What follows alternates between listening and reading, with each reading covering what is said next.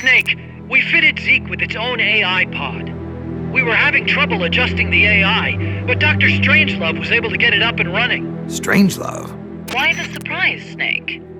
Whoa, we're an army without borders. We need a deterrent against foreign intervention. That's what Zeke is for. It may even prove necessary to... I'm not against deterrence itself. The problem is when a nation comes to rely on it. All that does is force a burden on its people. The same people that constitute the nation itself. The existence of nations is detrimental to man. That's why I, one without a nation, see potential in MSF. But power is required for you to distance yourself from nations. I will do whatever I can to assist with that. Glad to hear it. And I merely lent Huey a helping hand. I will not give Zeke an AI like hers. I wouldn't expect you to.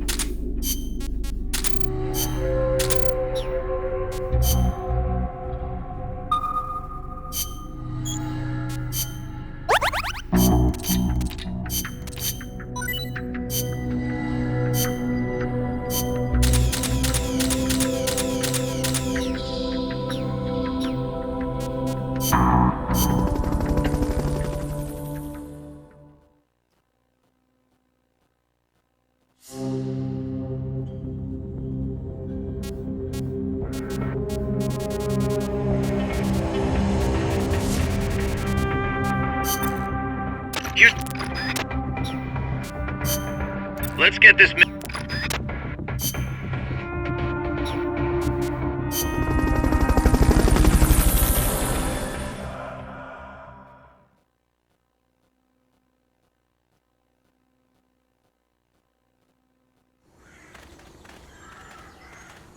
Your current objective is to retrieve the researchers.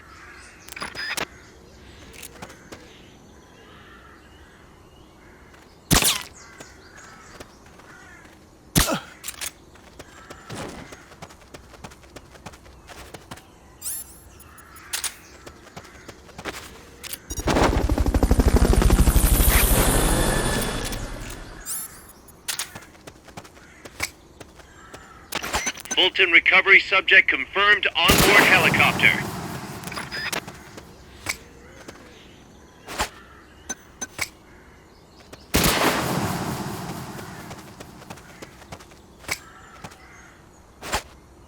Huh. What was that? God!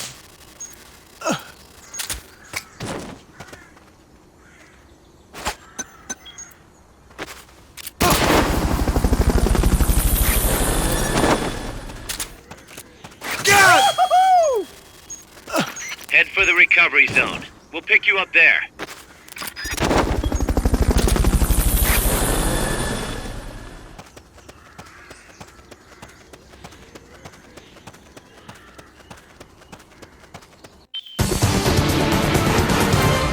Good job. Return to base.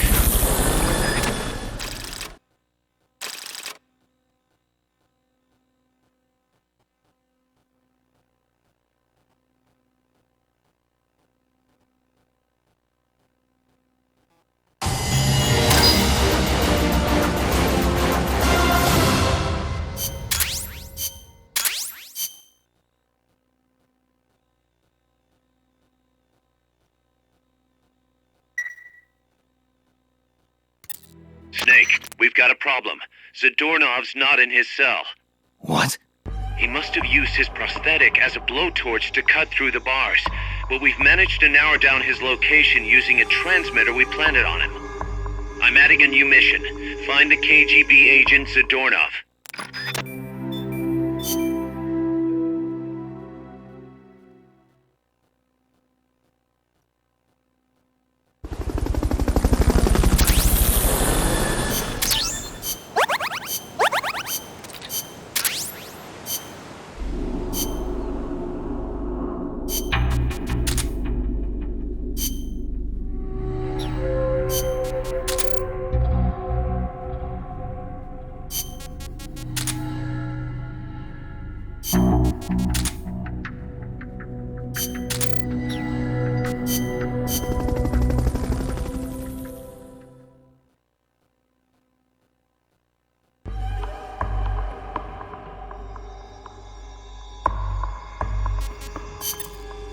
How's Paz doing? Okay so far. Still shocked about being lied to by Zadornov, but she's actually getting along great with the crew here at Mother Base. Really? That's good to hear. Still, it's gotta be depressing for a girl her age to be cooped up on an offshore plant all day, even if it is only temporary. I bet she'd love it if you took her out somewhere once in a while.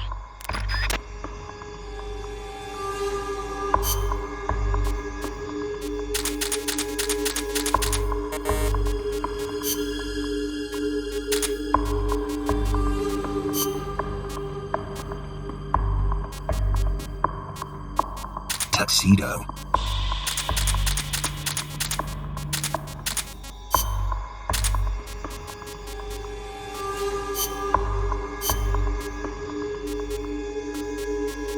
Let's take it easy.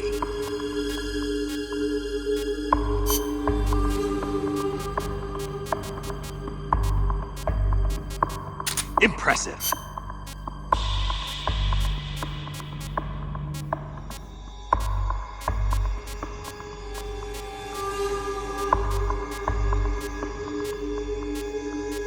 That's good stuff.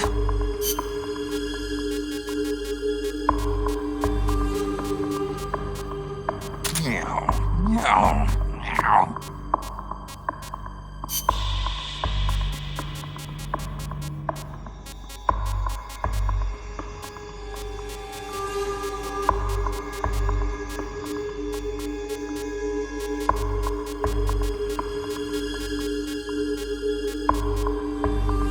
Yes!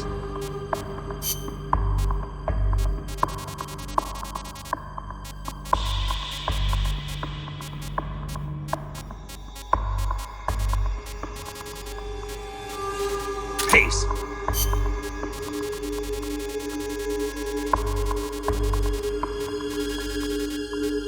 Thanks.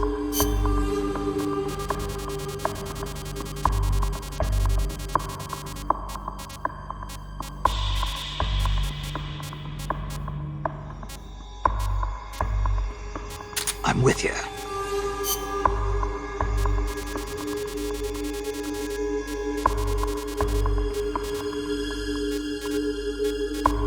You're pretty good.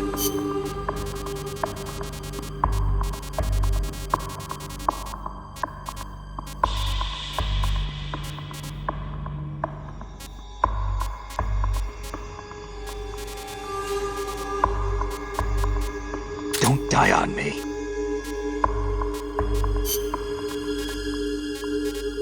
Good work.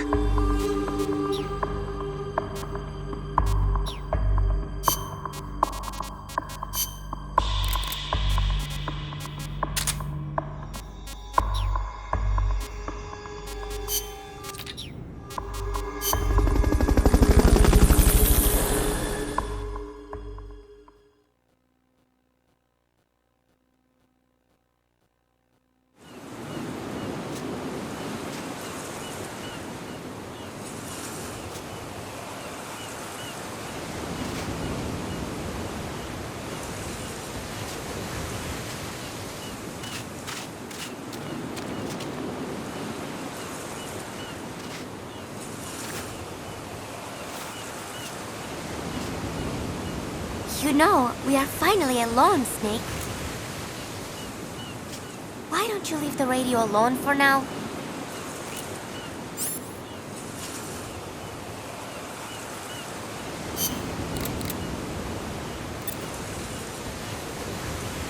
Impressive. What? No way!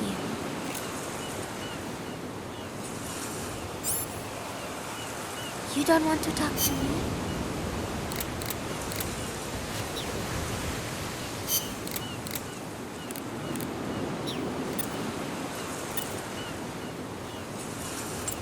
Good work. Yeah!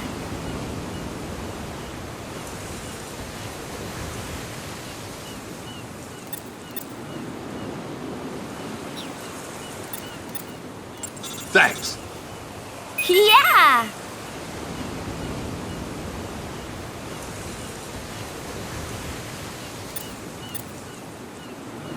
Meow, meow. Meow. Meow, meow, meow. Ah! Where are you going?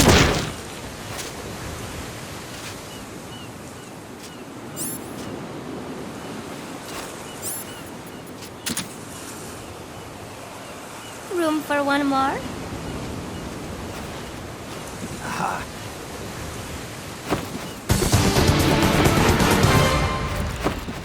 Over already?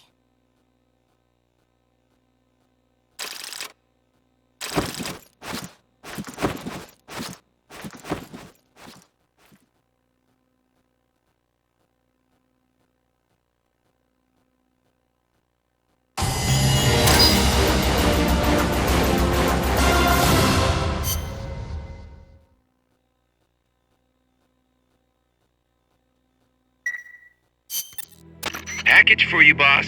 What? Yeah, looks like a cassette tape.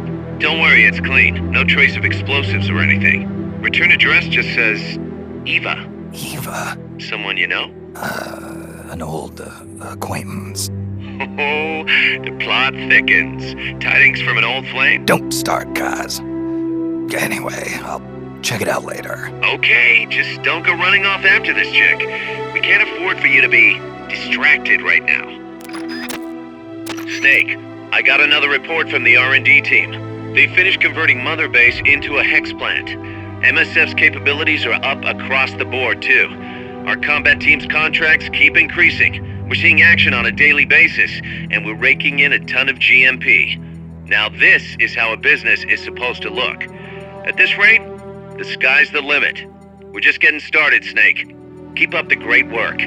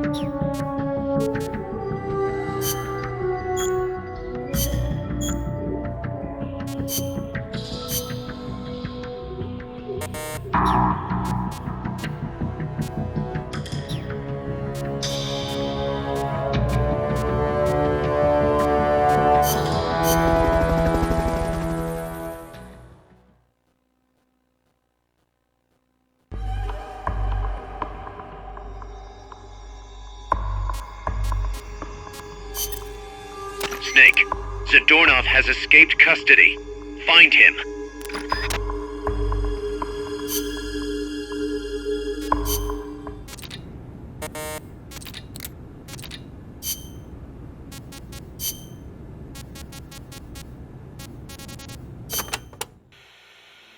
Hello, Snake. It's been a while, hasn't it? I hear you've been causing quite the ruckus in Nicaragua. Nothing much to report from my end. The legacy's being put to good use.